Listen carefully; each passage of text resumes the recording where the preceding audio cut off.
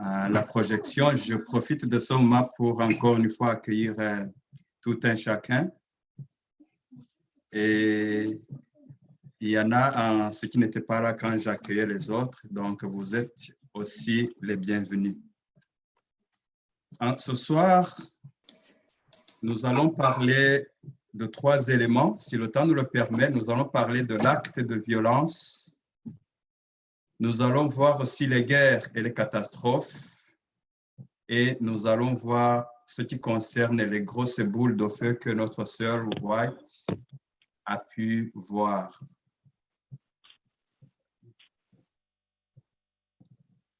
Frédéric, je ne vois pas le paragraphe 49. Merci. Au jour de Noé, l'écrasante majorité des hommes étaient opposés à la vérité et éprise d'une quantité d'erreurs. Le pays était rempli de violence. La guerre, les crimes, les meurtres étaient quotidiens. Il en sera ainsi avant la seconde venue de Christ. Suivant.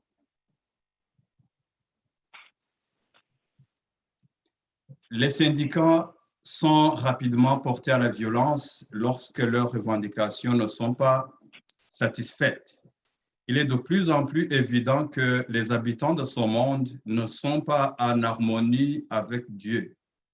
Aucune théorie scientifique ne peut expliquer cette progression constante des troupes de Satan. Les foules sont travaillées par des anges maudits qui poussent les hommes à faire le mal. Et dans le paragraphe suivant, on va lire « La perversité et la cruauté des hommes atteindra un tel degré que Dieu se révélera dans sa majesté. Bientôt, la méchanceté du monde aura atteint sa limite extrême. Et comme au jour de Noé, Dieu répandra la coupe de ses jugements. » Suivant. Les terribles histoires de meurtres, de vols, d'accidents ferroviaires et d'actes de violence nous montrent que la fin de toute chose est proche.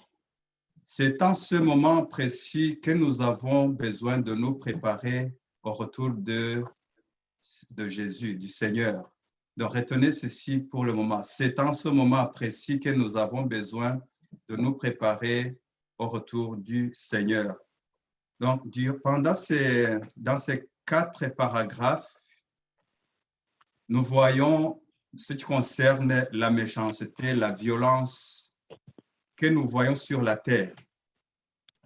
Mais si tu en parles à quelqu'un qui ne croit pas en Dieu, par exemple, ou à quelqu'un qui est sceptique, il va te dire, mais ça a été ainsi depuis que le monde est monde. J'ai un ami qui m'a dit comme ça, il dit que depuis que le monde a été créé, ça a été toujours comme ça. Les hommes sont méchants envers les autres. Et donc, ce que nous voyons aujourd'hui ne nous apporte rien de nouveau. Et maintenant, ma question pour vous, est-ce que vous pensez vraiment que le degré de méchanceté aujourd'hui n'a pas atteint son point maximum? Qu'est-ce que vous pensez? Est-ce que c'est comme avant? Est-ce que ça a augmenté? Il n'y a rien de nouveau ou il y a quelque chose à laquelle il faut faire attention? La parole est à tout un chacun.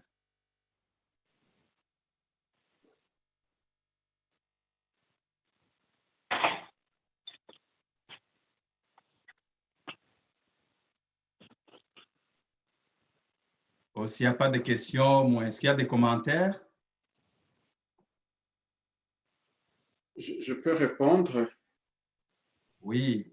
Pour parler de la méchanceté des gens, je pense qu'on serait peut-être aveugle si on le nie.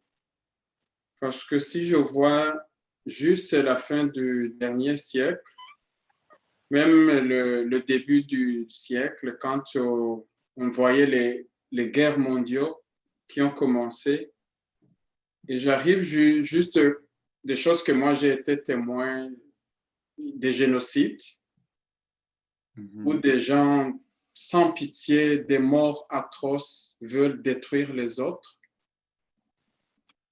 Ça, c'est quelque chose qui montre comment le degré a augmenté.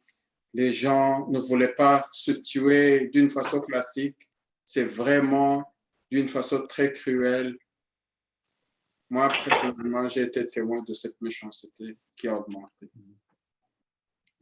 Merci, Frédéric. Que Dieu te bénisse. S'il y a quelqu'un d'autre?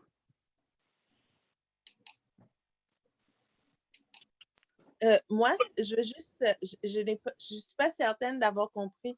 Est-ce qu'il y a une façon classique de tuer, de se tuer ou de s'entretuer? Non, ma question, en fait, concerne le degré de cruauté, le niveau de méchanceté actuel. Parce qu'il y a des gens qui se disent, mais ce que l'homme fait aujourd'hui, il l'a toujours fait dans le passé.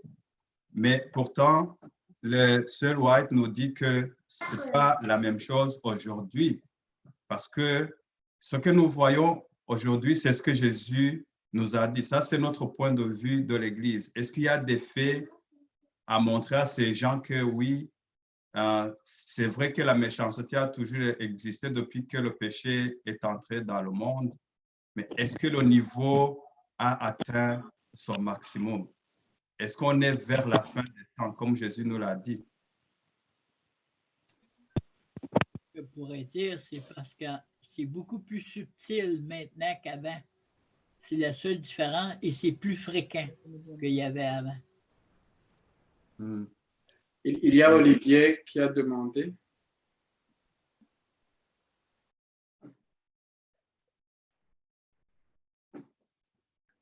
OK, s'il n'intervient pas, moi je peux répondre un peu à Barbara et puis Pasteur va répondre aussi. Est-ce que je peux parler? Désolé. OK, vas-y. Oui, je disais, comme Jean l'a dit, la méchanceté est plus subtile, mais elle est aussi pire qu'avant parce que quand on regarde actuellement, par exemple, au niveau socio-économique, donc tu as des gens qui meurent de faim alors qu'il y a une surproduction de la nourriture, mais les riches, dans leur cupidité et dans le vouloir de contrôler les pauvres, par exemple, retiennent cette nourriture. Donc, c'est une forme de violence, mais en utilisant les richesses. Et quand on remarque justement le nombre de guerres qui sont lancées dans le seul but d'avoir des gains matériels, des gains monétaires, bien, toute guerre qui est lancée dernièrement n'est faite que pour ça, pour ceux qui suivent un peu plus l'économie et la politique. Donc, c'est devenu à un point où, comme Jésus le disait, l'amour de l'argent a dépassé l'amour de l'autre. Oui, merci, Olivier. Pasteur a demandé la parole. Oui, ce que j'aimerais aussi souligner que de nos jours, la méchanceté des hommes est devenue multiforme, ça prend des formes multiples, variées. Mais en plus de ça, il y a un élément aussi à souligner, c'est que Jésus l'avait dit, c'est que ce qui arriva du temps de Noé arrivera d'eux-mêmes à la venue du Fils de l'homme. Cela signifie que c'est bien de se reporter et de considérer ce qui se passait avant le déluge. Pourquoi est-ce que Dieu avait détruit les antédiluviens?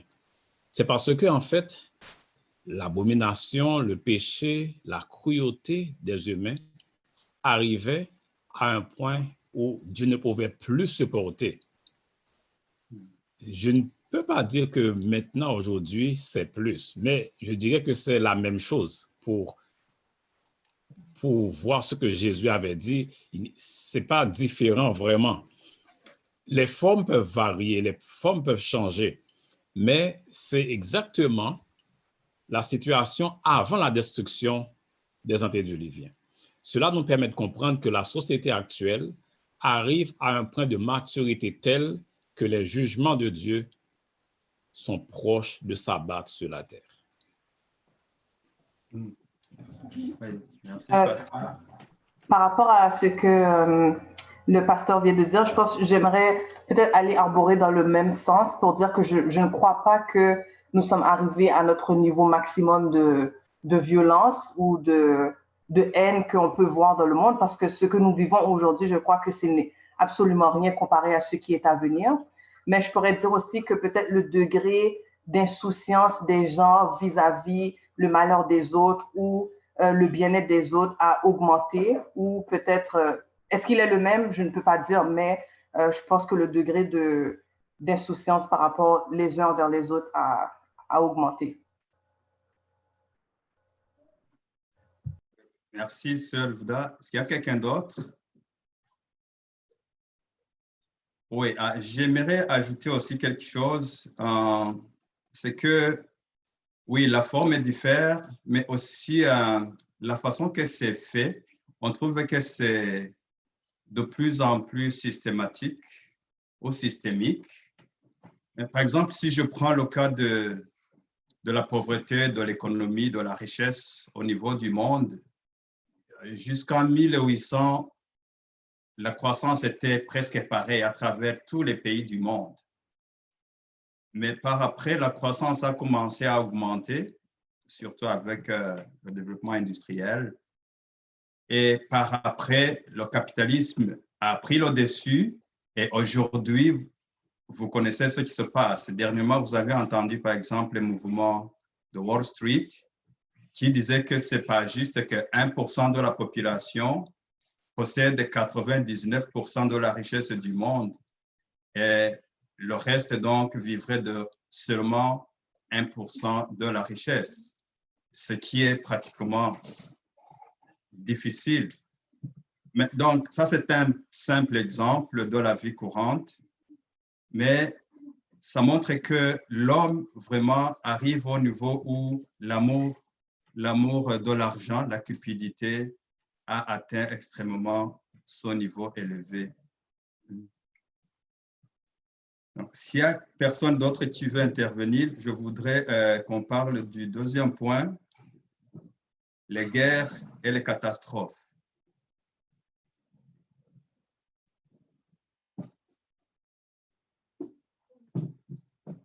La tempête approche et nous devons nous préparer à affronter sa violence par une attitude de repentance envers Dieu et de foi en notre Seigneur Jésus-Christ. Le Seigneur va se lever pour secouer terriblement la terre. Nous verrons des troubles s'élever un peu partout. Des milliers de navires s'enfonceront dans les profondeurs de la mer. Ce sont des flottes entières de navires de guerre qui seront envoyés par le fond et des vies humaines seront sacrifiées par millions. Des incendies inattendus se déclareront qu'aucun effort humain ne sera capable de contrôler. Les palais de la terre balayés par les flux de flammes, les accidents ferroviaires deviendront de plus en plus fréquents.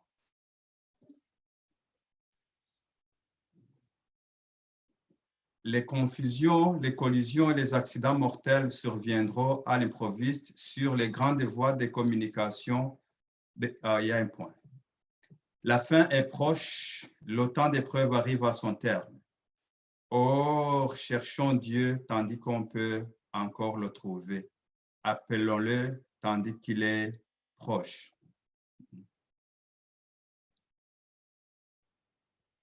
Les guerres feront rage au cours des dernières scènes de l'histoire de notre terre. Les épidémies, de terribles fléaux et des famines désoleront le monde. Les eaux des profondeurs provoqueront des inondations. Le feu et l'eau s'allieront pour détruire les richesses et les vies humaines. Nous devrions nous préparer à entrer dans le palais que le Christ réserve à ceux qui l'aiment. Donc, ici, nous voyons les différents types de catastrophes naturelles qui vont s'abattre sur la terre, mais aussi les guerres. Sur ce, je voudrais vous laisser la parole pour vos commentaires ou des questions.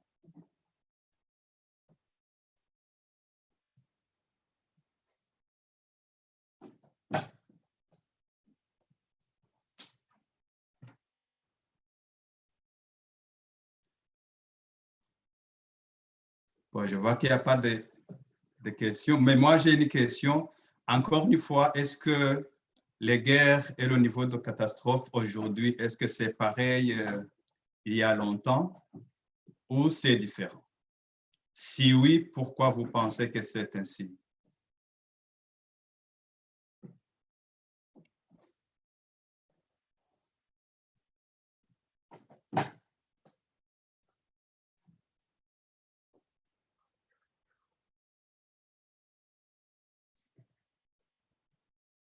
La question est claire?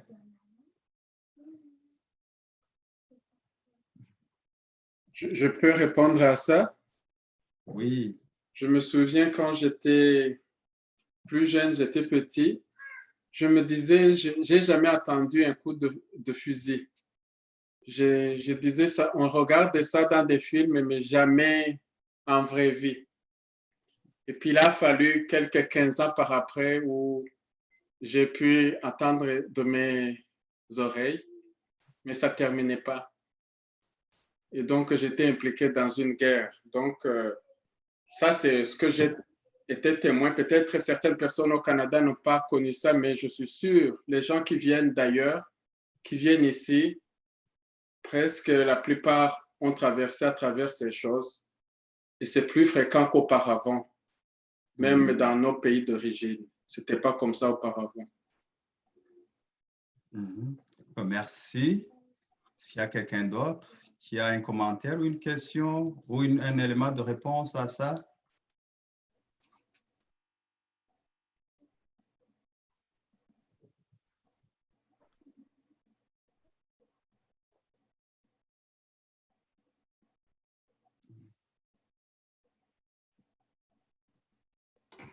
Je crois que les guerres d'avant, c'était des gens qui tentaient juste de protéger leurs propres choses ou leur vie en général. Il y avait quand même une mauvaise raison à travers aussi, mais aujourd'hui, c'est plus une question on veut avoir le pouvoir, le contrôle sur tous les autres et de contrôler tout ce qu'on peut contrôler, même posséder tout ce qui appartient, que la terre appartient.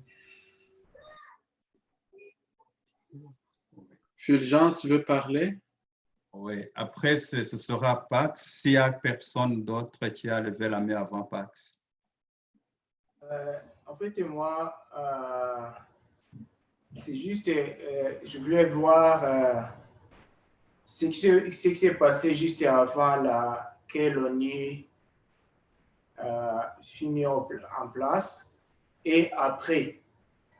Est-ce qu'avant l'ONU, le nombre de guerres, si on essaie de comparer même aujourd'hui après l'ONU, est-ce qu'on peut dire que ça a diminué ou bien ça a augmenté? Parce que moi, je pense que c'est bien que l'ONU est mis en place justement pour cette cause des guerres mondiales, tout ça. Moi, je me demande, est-ce que c'est vraiment ça a diminué ou bien ça a augmenté? Alors, si l'ONU n'a pas résolu le problème, est-ce qu'on peut espérer que ce problème de guerre terminera un jour? Ou bien c'est à cause de la prophétie que ce problème ne peut pas se résoudre, même si on pouvait faire n'importe quoi?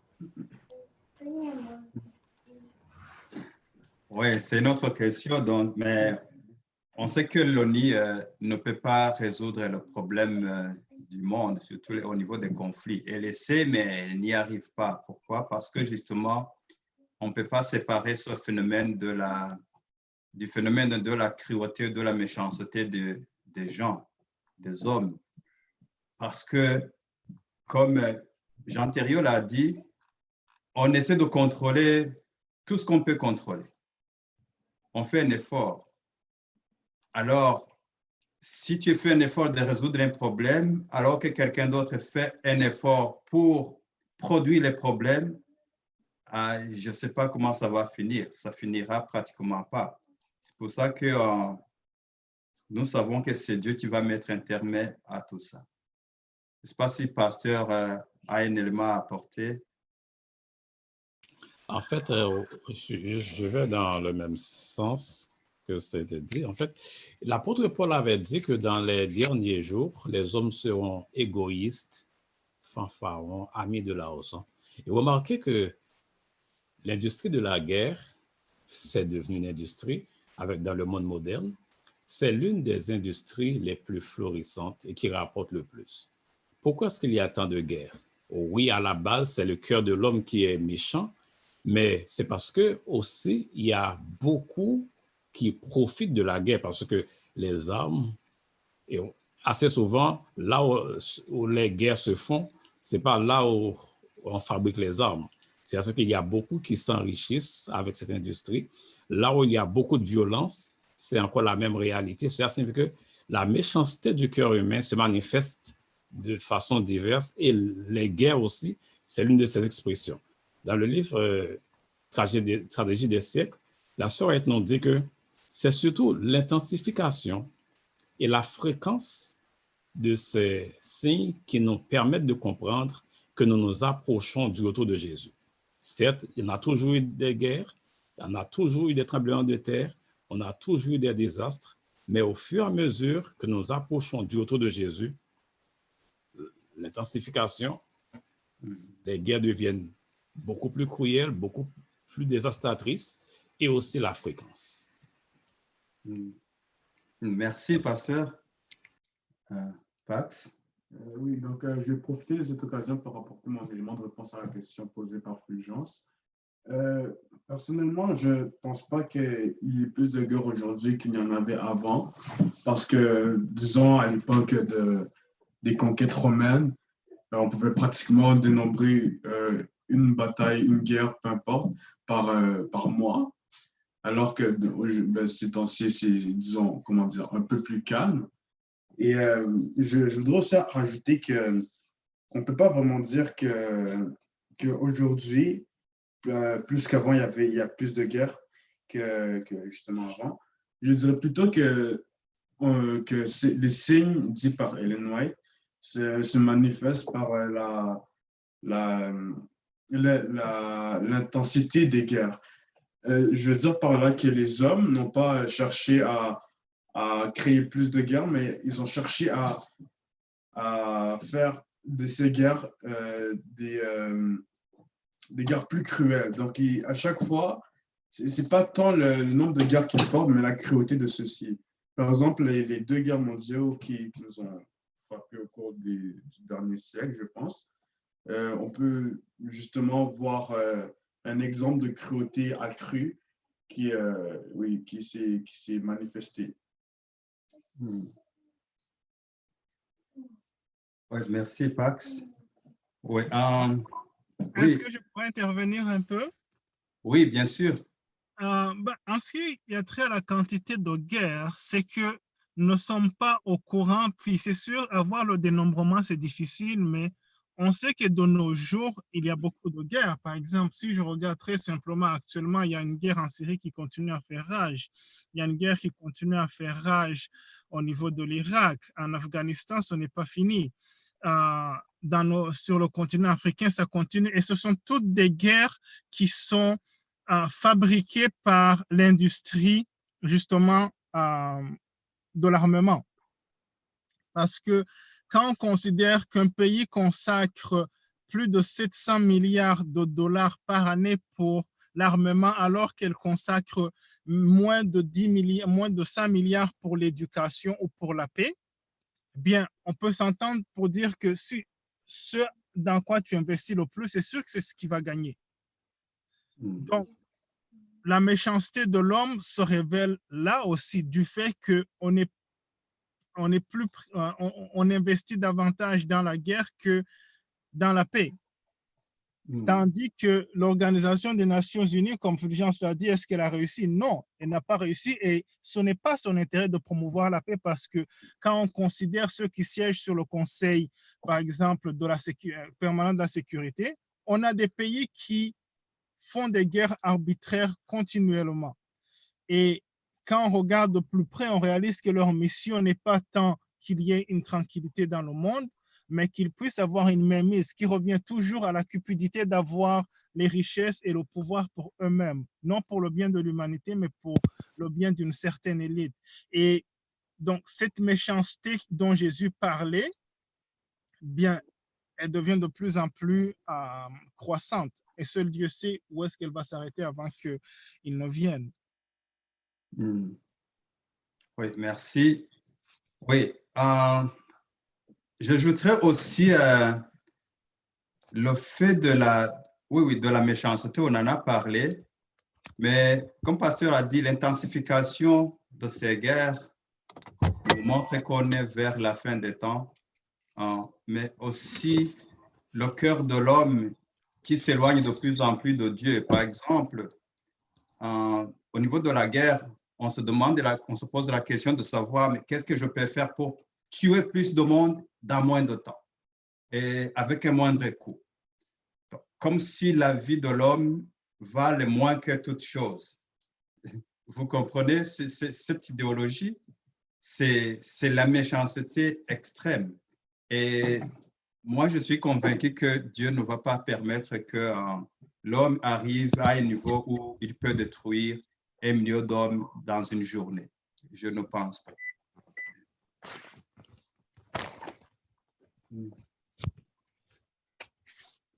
Est-ce qu'il y a quelqu'un d'autre qui aimerait intervenir? Sinon, on regarde le dernier point. En fait, moi, c'est par rapport à ce que Olivier a dit tout à l'heure. C'est dans le sens que je pense qu'il faut avoir surtout un esprit critique lorsque les nouvelles nous sont présentées, comme par exemple dans les médias. Souvent, la vérité nous est cachée. Ce qui se passe à travers le monde nous est caché. Donc, c'est surtout par rapport à ce que Pax avait dit, qu'il y a moins de guerre. C'est l'information qu'il désire et vouloir nous démontrer. Mais quand on fait nos recherches par soi-même, comme Olivier l'a dit, beaucoup de pays qu'on les pense sont en instance de guerre pour le moment. Et quand on parle aussi, par exemple, une agence comme l'ONU, souvent, est-ce que son mandat est réellement le mandat qu'il veut promouvoir? Souvent, il y a un agenda aussi derrière tout ça. Donc, c'est d'avoir un œil critique vraiment à tout ce que le monde entier nous propose, parce que souvent, derrière, se retrouvent des agendas qui sont bien cachés. Oui, certainement. Certainement, il y a des agendas qui sont cachés et qui sont toujours liés au cœur méchant de l'homme aujourd'hui. Mais je voudrais attirer attention aussi à un autre élément que nous avons lu, cette alliance entre l'eau et le feu. Deux éléments naturels qui sont très puissants. Vous savez comment l'eau détruit, comment le feu détruit, mais imaginez-vous maintenant si les deux décident de se mettre ensemble pour détruire la terre. Qu'est-ce que vous en pensez?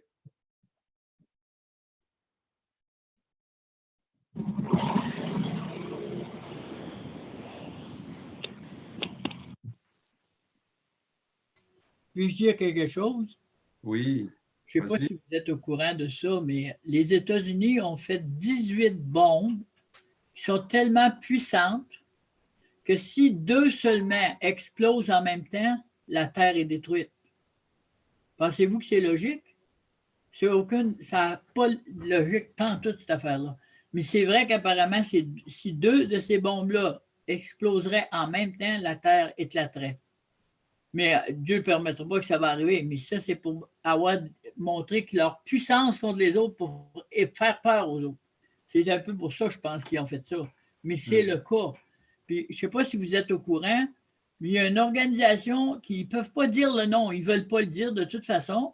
Il y a une organisation sur la Terre qui dit qu'ils veulent que la population du globe soit réduite à 500 millions.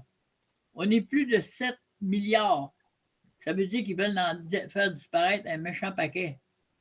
Puis je ne sais pas si vous êtes au courant, mais il y a une pétition qui a été envoyée à la Maison-Blanche cette semaine, je pense que c'est hier ou quelque chose de même, qu'il y a 500 millions de personnes qui ont signé demandant une enquête sur la fondation de Bill Gates. Parce que Bill Gates, moi, je l'ai entendu une de ses conférences, que lui-même disait qu'il faut diminuer la population du globe.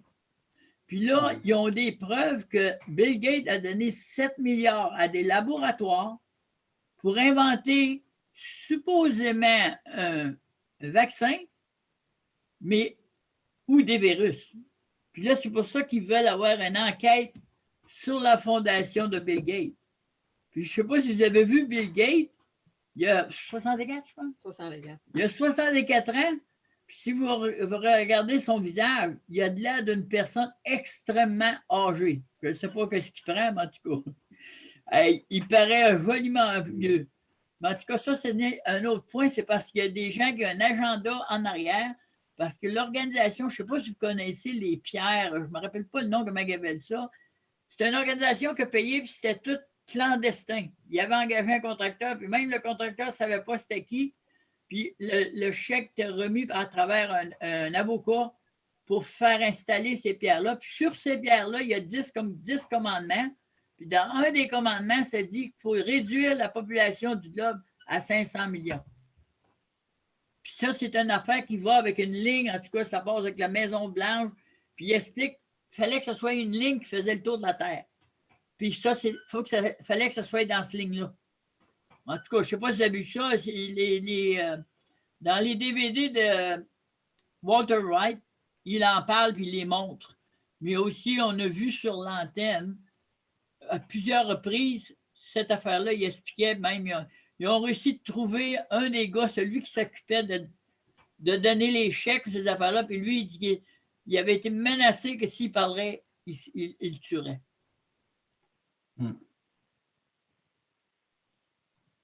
Oui, pasteur.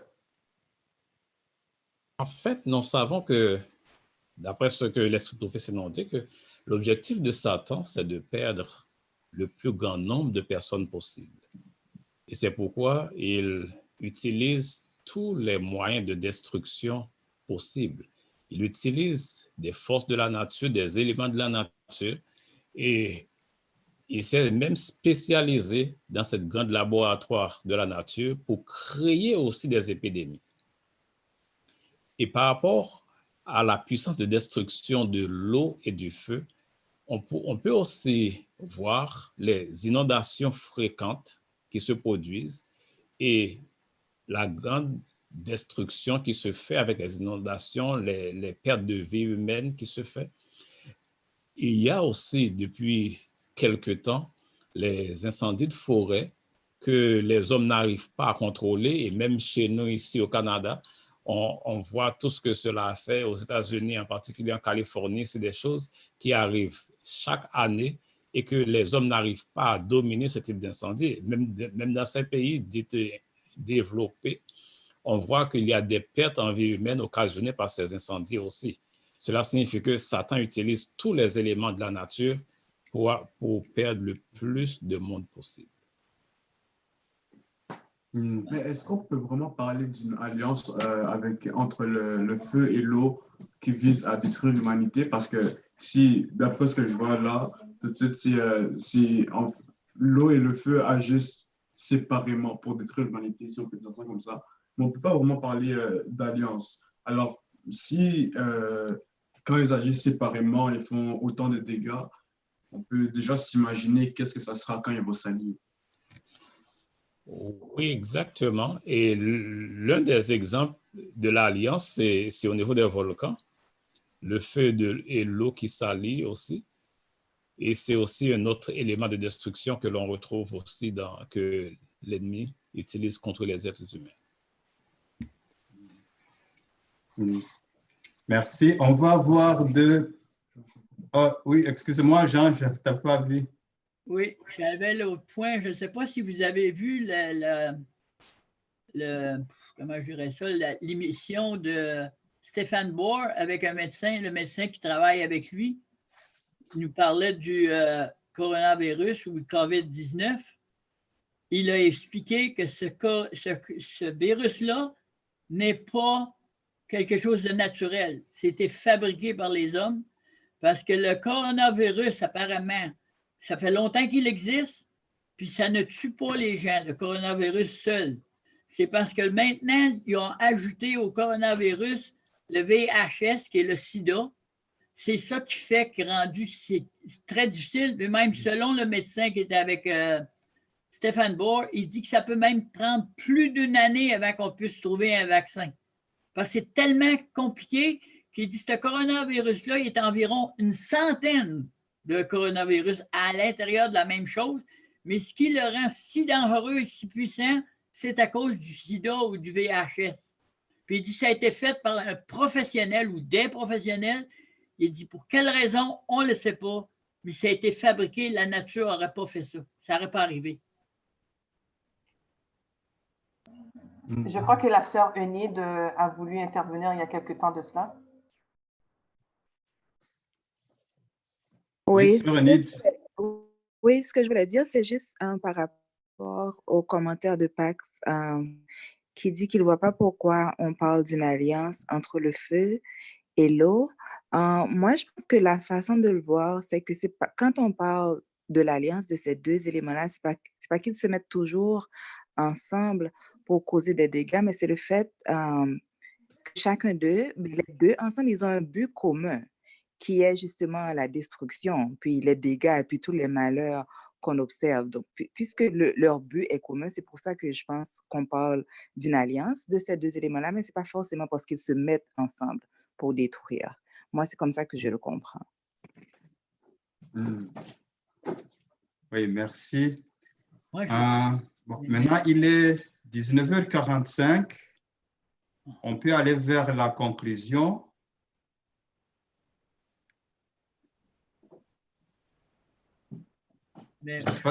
J'avais un point à dire encore pour l'affaire de l'association de l'eau et le feu. C'est pas eux, eux autres, ils n'ont aucun pouvoir. Eux autres, c'est des choses que Dieu a créées, que des gens s'en servent pour le mal au lieu du bien. En réalité, l'eau, comme le feu, est bon s'il est utilisé positivement. En réalité, c'est le malin qui est en arrière qui les utilise pas selon pourquoi Dieu les a créés. Mais l'eau et le feu, ils font rien d'anormal. Ils font leur fonction dans pourquoi ils ont été créés. C'est pas eux autres, ils font pas d'association non plus. C'est ça qu'elle dit.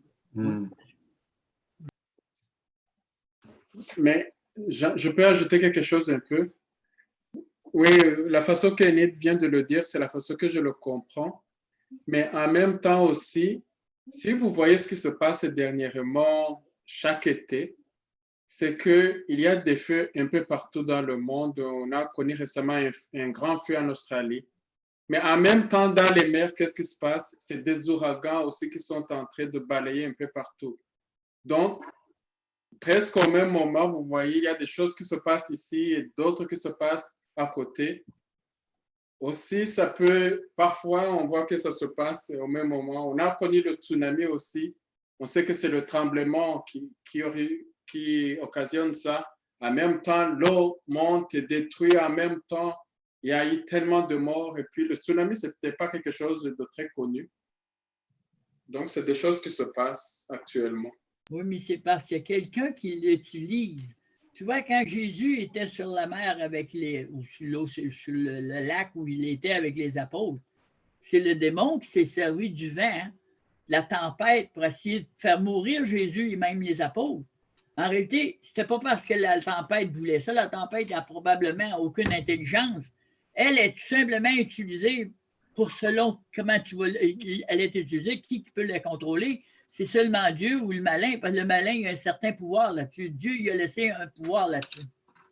Oui, Jean, moi je pense qu'on s'entend sur ça, comme on l'a compris comme ça, que ce ne sont pas les éléments de la nature qui ont une volonté propre.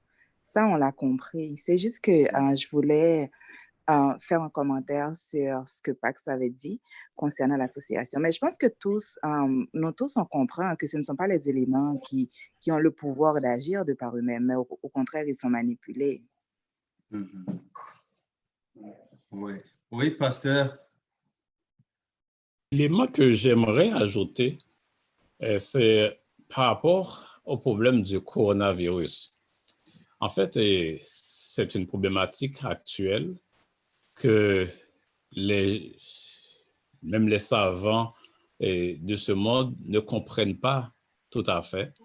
Et il y a des hypothèses variées qui sont émises par rapport au coronavirus. Jusqu'à présent, on n'a aucune certitude. La seule certitude que l'on a, c'est que c'est quelque chose qui est nuisible, qui tue les humains, et que Satan, peu importe l'hypothèse qui peut être validée, Satan est en arrière de tout ça.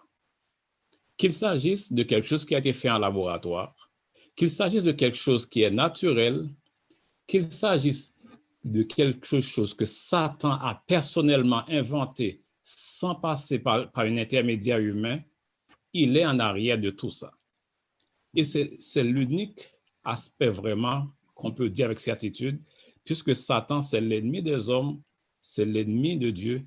Il cherche à détruire. Et une grande quantité des humains qui meurent, il sait que c'est des hommes et des femmes qui n'ont pas encore rencontré Jésus. Et je crois que c'est important de mettre l'accent sur le véritable auteur de tout ça, parce que c'est la certitude que nous avons, c'est que Satan sait qu'il y a peu de temps et il rugit de colère contre l'humanité, mais en particulier contre ceux qui gardent le commandement de Dieu et qui ont la foi de Jésus. Merci. Oui, mais là... Merci. Oui, bon, on aimerait continuer, mais je vais donner juste à Jean 1 minute et puis on va vers la conclusion.